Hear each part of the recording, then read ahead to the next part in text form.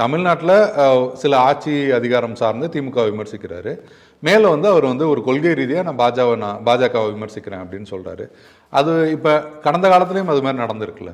அதாவது நான் என்ன சொல்கிறேன்னா, கடந்த காலத்தில் அத்தகைய தகவல் நடந்திருப்பதெல்லாம் நாம் கண்டித்தோம் என்று நான் பொதுவும் சொல்கிறேன். ஆமாம், அதில் எந்த மாறுபட்ட கருத்து இல்லை. ஏன்னா ஒவ்வொரு காலகட்டத்திலும் அரசியலுடைய தட்பவெப்பம் எப்படி இருந்ததோ அதற்கேற்ப நம்முடைய எதிர்வினைகளும் இருந்திருக்கிறது. இப்போது வந்து தாவைக்கத்தினர் விஜய் அவர்களுக்கு நாம் வைக்கக்கூடிய கேள்வி, அவங்க வந்து ஃபாசிசம்னா நீங்கள் என்ன பாயாசமாண்டு நக்கல் செய்வதன் மூலமாக ஃபாசிசத்தை நீர்த்து போக செய்யக்கூடிய வேலை, அதாவது ஃபாசிச எதிர்ப்பை நீர்த்து போக செய்யக்கூடிய வேலையை அவர் பார்க்கிறார் என்று தான் நமக்கு வருத்தம்.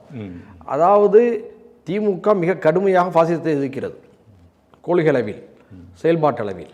ஆனால் அவர் வந்து மறைமுகமாக டீலிங்கில் இருக்காங்க அப்படிலாம் சொல்கிறாரு. அதாவது அது எனக்கு தெரியாது. அதாவது நமக்கு வந்து ஒரு கட்சியை வந்து ஏ டீம் பி டீம் அப்படிங்கிற சொல்கிறதுல எனக்கு வந்து உடன்பாடு இல்லை. ஆனால் விஜய் அவருடைய அரசியலில் ஒரு தெளிவு இல்லை. திமுகவையும் பாஜகவையும் சம அளவில் வைத்து பார்ப்பதில் நியாயம் இல்லை. இதுதான் என்னுடைய கருத்து. குறைந்த விலை, நிறைந்த தரம், தங்கள் தேவைகள் அனைத்தும் ஒரே இடத்தில். ஜெயச்சந்திரன்.